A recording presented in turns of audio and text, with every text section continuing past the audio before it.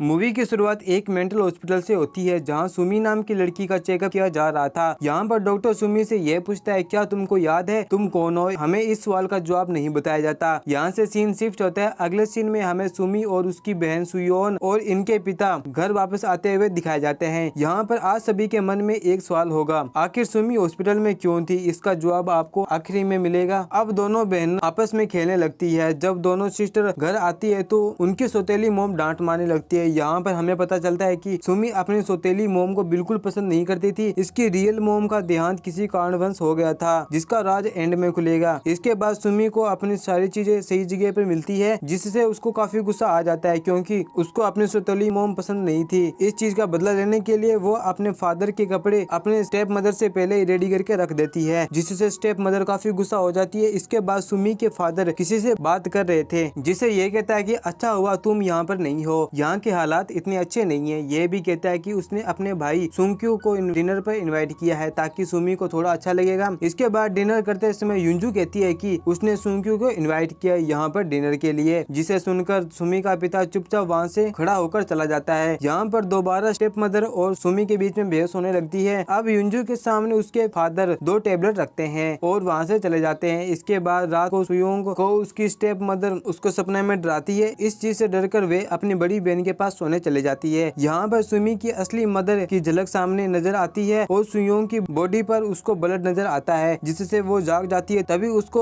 अपनी असली मोम की भूत नजर आता है, जिसकी गर्दन टूटी हुई थी, जो सुमी को ऊपर आ जाती है, जिसकी टांगों के पास से खून बह रहा था। तभी वहाँ से एक हाथ निकलता है, जिससे सुमी असलियत में जाग जाती है, जिसका मतलब है कि यहाँ पर एक सपने के अंदर सपना चल रहा था। यहाँ पर ब्लड का मतलब यह था कि सुमी और सुयोंग को पीरियड आ गए थे। जैसे ही वो नीचे सैनिटरी पैड लेने जाती है, उसकी स्टेप मदर वहाँ कहती है कि ये कितनी अजीब बात है ना, हम तीनों को एक साथ ही हुआ है। यहाँ पर सुमी अपनी माँ का एक बक्सा देखती है जिसमें काफी सारी फोटोज थी। तभी उनमें से अपने स्टेप मदर की फोटो नजर आती है, जिसमें काफी सारी फोटोज थी। तभी उनमें उसकी स्टेप मदर की फोटो नजर आती है, जो उनकी असली माँ की देखभाल किया करती थी, क्योंकि वो बीमार थी, जिसे देखकर सुमी को गुस्सा आने लगता है। तभी वहाँ सुयोंग आ जाती है। उसके हाथ पर चोट का निशान देख काफी ज्यादा गुस्सा करती है कि सुयोंग को उसको सब कुछ बताना होगा, क्योंकि वो उसकी बड़ी बहन है। इसके बाद डिनर नाइट आती है, जहाँ सुमी के अंकल अपने आंटी के साथ डिनर करने आते हैं। यहाँ पर ना तो सुमी थी और ना ही सुयोंग, यहाँ पर बस 4 लोग ही थे। यहाँ पर युंजू अजीबोगरीब जोक सुनाती है, लेकिन सुंक्यू को कुछ याद नहीं आता, जिसके कारण वो काफी गुस्सा हो जाती है। तभी सुंक्यू की वाइफ को दौरे आने लगते हैं। किसी तरह वो बच जाती है। रास्ते में वापस आते वक्त वो यही बताती है कि घर में तो कुछ तो अजीब है, उसने एक छोटी बच्ची का भूत देखा था। वहाँ पर युंजू को भी भूत के होने का एहसास होता है। वहाँ पर एक हेयर क्लिप गिरी हुई थी, उसे जैसे ही छूती है, वहाँ पर एक हाथ युंजू को टच करता है। इसके बाद वो ये बात सुमी के पिता को भी बताती है, लेकिन वो कोई रिएक्शन नहीं देता। यहाँ पर सुमी का पिता उससे कई बार बात करने की कोशिश करता है, वहाँ पर उसको क्या प्रॉब्लम है, लेकिन सुमी कुछ भी बताना नहीं चाहती थी। यहाँ पर एक सीन आता है जिसमें सुमी अपनी छोटी बहन को बिस्तर बजाना सिखाती है और पक्षी को मारने की बात करती है। इसके बाद एक दिन घर के सारे पक्षी मारे जाते हैं, जिसको देखकर वो इतना ज्यादा गुस्सा हो जाती है कि वो सुयोंग को एक क्लोवट बंद करके रखती है, जब तक वो उससे माफी नहीं मांगती। यहाँ पर सुमी वो क्लोट को खोलकर अपनी बहन को कंफर्ट देती है। इसके बाद उनके पिता रूम में आते हैं और पूछता है आखिर हुआ क्या है। सुमी बार बार चलाती है कि स्टेप मदर सुयोंग को परेशान करती है। इसके बाद सुमी का पिता कहता है कि सुयोंग बहुत समय पहले ही मर चुकी है। तभी वहाँ सुयोंग दूर होने लगती है। अब तो समझ में आया होगा कि इसी कारण सुमी सदमे में थी, जिस कारण उसे शुरुआत में मेंटल हॉस्पिटल में हम सभी को दिखाया गया था। इसके बाद सुमी जब अगली सुबह